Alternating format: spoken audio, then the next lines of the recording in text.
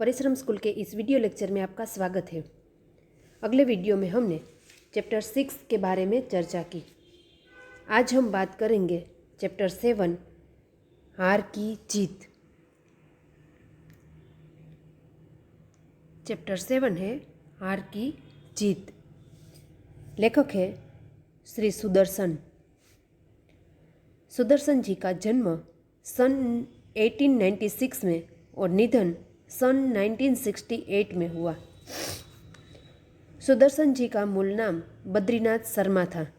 यह आपको एमसीक्यू में या एक एक वाक्य के प्रश्न के उत्तर में पूछा जाएगा कि सुदर्शन जी का मूल नाम क्या था।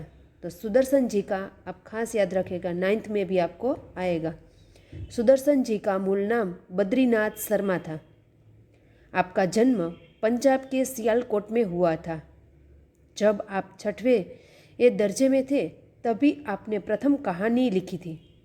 प्रेमचंद की तरह अपने भी उर्दू में लेखन आरंभ किया। तत्पश्चात हिंदी में लिखने लगे। नाटक, कहानी तथा उपन्यास लिखकर हिंदी साहित्य को समृद्ध किया। प्रस्तुत कहानी सुदर्शन जी द्वारा लिखित एक उपदेश प्रधान कथा है जो मानव भावनाओं पर आधारित है। बाबा भारती के अनोखे घोड़े की चर्चा डाकू खड़क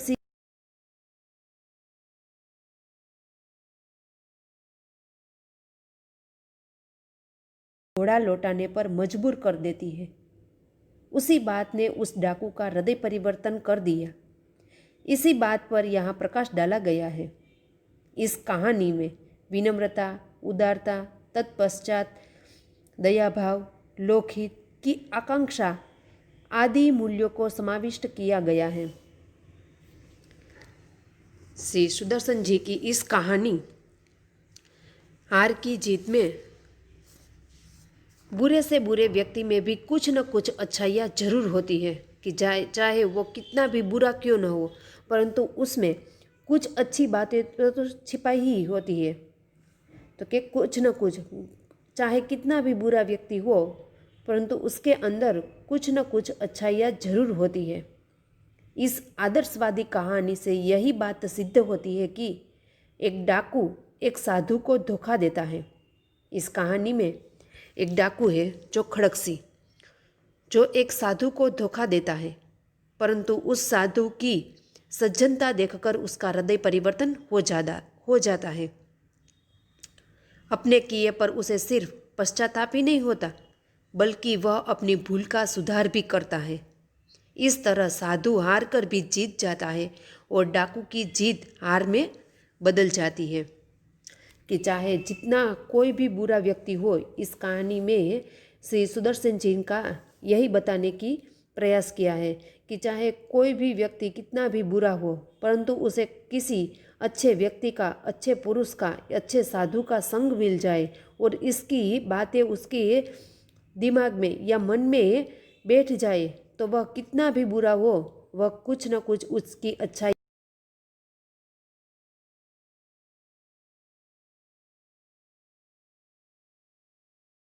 तो इस कहानी में बाबा भारती और उनके घोड़ा की बात की गई है। तो कि बाबा भारती एक साधु थे। वे एक मंदिर में रहते थे, छोटे से मंदिर में। उनके पास एक घोड़ा था। वह उन्हें प्राणों से भी अधिक प्यारा था। घोड़ा इतना सुंदर, सुडौल और आकर्षक था कि किसी का भी दिल जीत लेता था। बाबा भारती उसे सुल्तान कहते थे कि ये बाबा भारती एक साधु है। वो एक मंदिर में रहते थे और उनके पास एक इतना सुंदर घोड़ा था कि कोई भी उसे देखे तो उसका दिल जीत लेता था। बाबा भारती ने इस घोड़े का नाम रखा था सुल्तान। उसे सुल्तान कहकर पुकारते थे। खड़कसी उस इलाके का, जिस इलाके में बाबा भारती रहते थे, इस इलाके का खड़कसी प्रसिद्ध डाकू था। उसने भी सुल्तान की कृति सुनी हुई थी। एक दिन वह बाबा भारती के पास आया और उनके घोड़े को देखने की इच्छा प्रकट की और वो कहता है कि मुझे आपके पास जो घोड़ा है वो देखना है। बाबा ने बड़े गर्व से उसे घोड़ा दिखाया। खड़क सिंह ने उसे ये बड़े आश्चर्य से देखा और उसकी चाल भी देखी। वहाँ से लौटते हुए उसने बाबा से कहा, यह घोड़ा मैं आपके पास न रहने दूंगा। कुछ समय तक ऐसे ही चला और कुछ समय तक बाबा भारती को खड़क सिंह का भय सताने रहा, परंतु कुछ दिनों के बाद उस भय को मिथ्या मानकर वे निश्चित हो गए कि ये तो मेरा भ्रम है और कुछ दिनों में ये भूल जाते हैं। एक दिन बाबा भारती घोड़े पर बैठकर घूमने जा रहे थे। उन्होंने एक अगले अपाहिज की दीनता भरी आवाज़ सुनी कि एक बूढ़ा व्यक्ति की दीनता भरी यानी कि दुखी भरी आवाज़ उन्हें सुनाई देती थी। जब वह घूमने निकले तब उसने बाबा से कहा कि वह 3 मील दूर रामवाला गांव में अपने सौतेले भाई के यहाँ जाना चाहते हैं कि जो अपाहिज रास्ते में पड़ा था। जो बाबा भारती घूमने गए तो उसने ये रास्ते में एक अपाहिज को देखा और उसने बाबा भारती से कहा कि यहाँ से मुझे 3 मील दूर रामवाला गांव है, वहाँ पर जाना है मेरे सौतेले भाई के यहाँ। बड़ी कृपा होगी यदि आप वे अपने घोड़े पर बिठाकर उसे वहाँ पहुँचा देंगे। असल में वो कौन था? खड़क सिंह डाकू था। बाबा जी को उस पर तरस आ गया। उन्होंने उस अपाहिज को अपने घोड़े पर बिठा दिया और खुद हाथ में लगाम पकड़कर चलने लगे कि जो अपाहिज था वो अपनी लगाम, घोड़े की लगाम थी, वो अपने हाथ में ले ली। अचानक उस अपाहिज ने झटका लगाकर लगाम ले ली और वह घोड़े को ले भागा। वह अपाहिज और कोई नहीं, डाकू खड़क सिंह ही था। बाबा भारती ने चिल्लाकर खड़क सिंह को रोका। डाकू ने आकर घोड़ा वापस देने से इनकार कर दिया। बाबा ने कहा, मैं तुमसे घोड़ा वापस करने के लिए नहीं कहूँगा, परंतु तुम यह घटना किसी के सामने प्रकट मत करना, क्योंकि फिर लोग किसी दीन दुखी पर विश्वास नहीं करेंगे। बाबा भारती के शब्दों ने डाकू खड़क सिंह पर गहरा असर डाला। बाबा की महानता ने उसका दिल छू लिया। उसे बाबा भारती मनुष्य नहीं देवता लगे। वह रात के अंधेरे में बाबा के आश्रम में आया और सुल्तान को चुपचाप बाबा के भारती के आश्रम में अस्तबल यानी कि घोड़े को जो बांधने की जगह होती है उसे कहते हैं अस्तबल, तो चुपचाप उसे अस्तबल में बांधकर लौट गया वापस। सुल्तान को पाकर जब सुबह बाबा भारती उठे तो सुल्तान को वहाँ पाकर बाबा भारती प्रसन्नता का कोई ठिकाना न रहा, प्रसन्नता का कोई पार न रहा। वे उसके गले में लिपट कर और रोने लगे। फिर बड़े संतोष से बोले, अब कोई दीन दुखियों की सहायता से मुंह नहीं मोड़ेगा। ये सुंदर कहानी श्री सुदर्शन जी द्वारा लिखित ये हार की जीत, यहाँ पर बाबा भारती ने एक डाकू का हृदय परिवर्तन कैसे किया और डाकू भी इस बाबा भारती के 2 शब्द सुनकर कि तुम ये घटना जो हुई है वो किसी के सामने प्रकट मत करना, नहीं फिर कभी ही लोग दुखी अपाहिज यानी कि दुखी लोगों पर विश्वास नहीं करेंगे। आज हम भी ऐसी परिस्थिति में, ऐसी सिचुएशन में कभी होते हैं तो हम दूसरे लोगों पर इतना विश्वास नहीं कर सकते, कारण कि आज रोज न रोज कुछ ऐसी न ऐसी घटना बनती ही रहती है कि उसने ऐसे किया, उसने वैसे किया। तो आज किसी भी लोग दूसरे व्यक्ति पर विश्वास नहीं करते ऐसी घटना के साथ। तो देखते हैं चैप्टर 7 सुदर्शन जी द्वारा लिखित कहानी हार की जीत।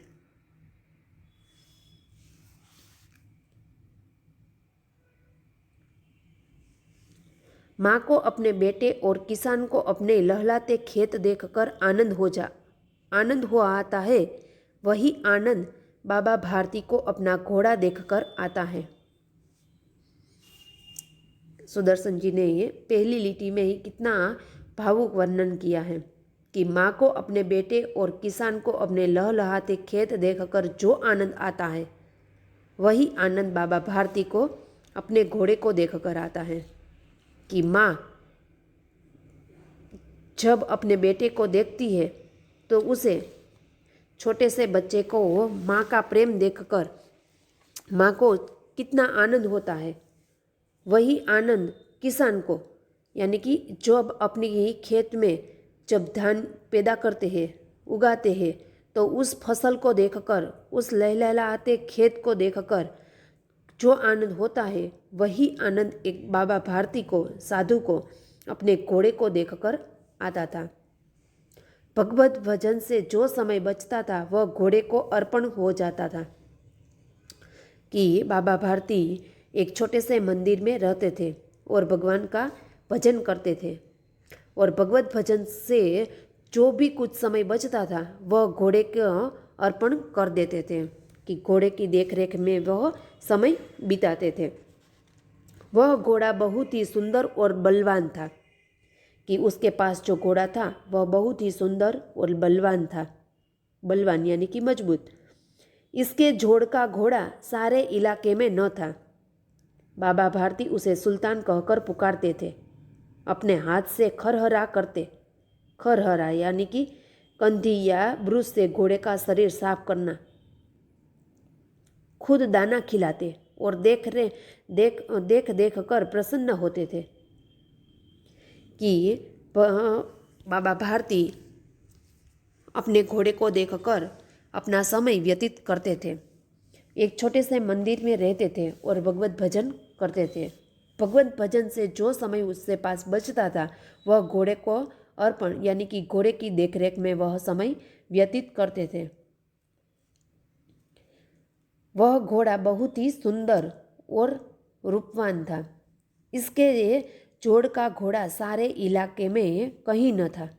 बाबा भारती उसके पास जो घोड़ा था उसे सुल्तान कहकर पुकारते थे।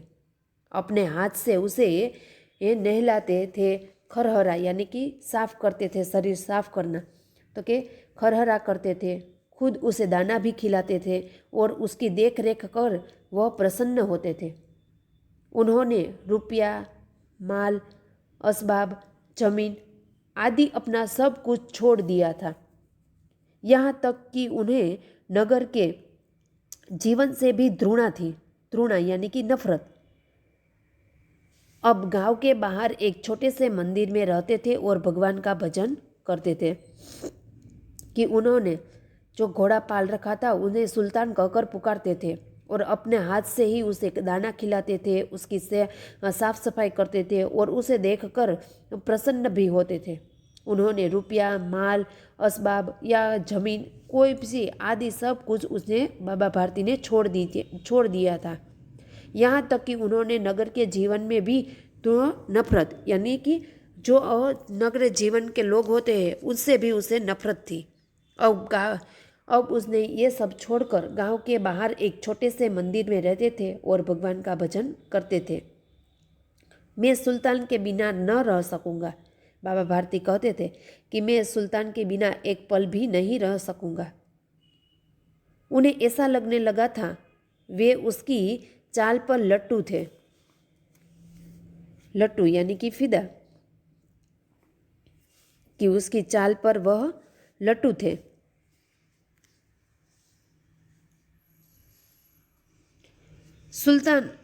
मैं सुल्तान के बिना नहीं रह सकूंगा। उन्होंने ऐसा लगने लगा था कि उसकी चाल पर मैं लट्टू थूं।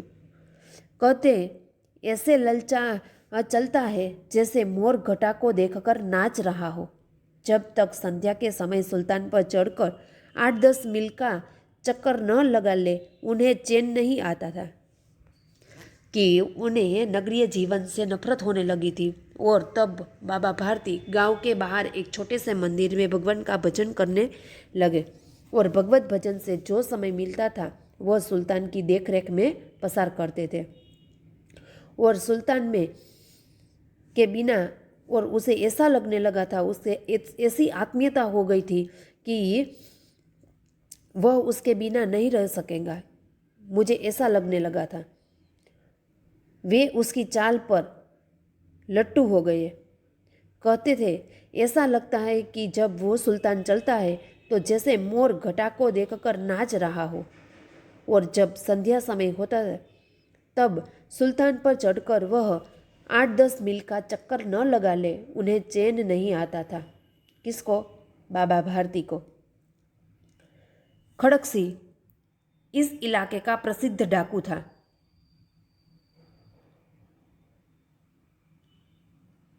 और उसका नाम सुनकर लोग उसका नाम सुनकर कांपते थे।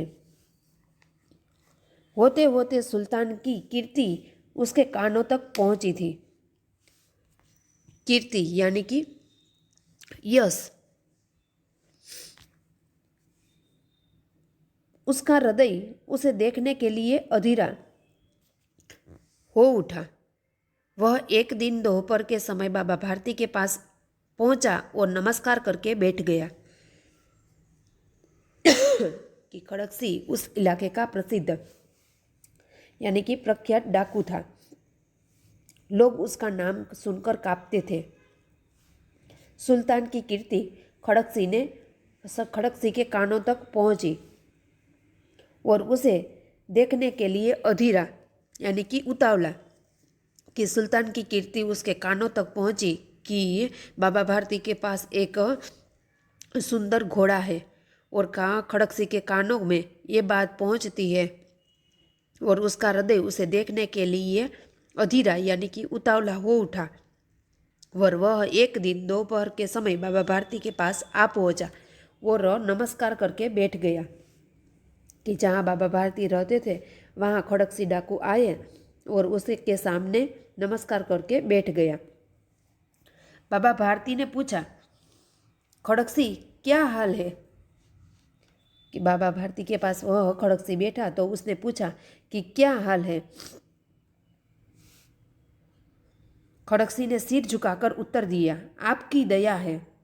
कहो इधर कैसे आए? सुल्तान की चाह खींच लाई। चाह यानी कि देखने की इच्छा, प्रेम। विचित्र जानवर है, देखोगे तो प्रसन्न हो जाओगे। कि खड़क सिंह इस इलाके का जब प्रख्यात इस इलाके का कुख्यात यानी कि बदनाम डाकू था। कि जिस इलाके में जिस नगर में वह रहते थे वहाँ का एक कुख्यात यानी कि बदनाम डाकू था। लोग उसका नाम सुनकर डरने लगने कांपते थे यानी कि डरने लगते थे। सुल्तान की कीर्ति ये होते होते ही कि समय ऐसे में खड़क सिंह के कानों में वह सुल्तान की कीर्ति उसके कानों तक पहुंच गई और उसका हृदय कि इस घोड़े की देखने के लिए अधीरा उतावला हो उठा। और वह एक दिन दोपहर के समय बाबा भारती के पास आ पहुंचता है और उसे के सामने बैठ जाता है। बाबा भारती ने पूछा कि खड़क सिंह क्या हाल है? तब खड़क सिंह ने सिर झुकाकर उत्तर दिया कि बाबा भारती आपकी दया है। बाबा भारती कहते हैं कि इधर कैसे आए? सुल्तान की चाह। तब खड़क सिंह कहते हैं कि सुल्तान की चाह मुझे यहाँ तक यानी कि सुल्तान को देखने की इच्छा मुझे यहाँ तक खींच लाई है। पता चला है कि विचित्र जानवर है सुल्तान। बाबा भारती कहते हैं कि देखोगे तो प्रसन्न हो जाओगे। यहाँ तक आगे की कहानी हम अगले वीडियो में देखेंगे। Thank you.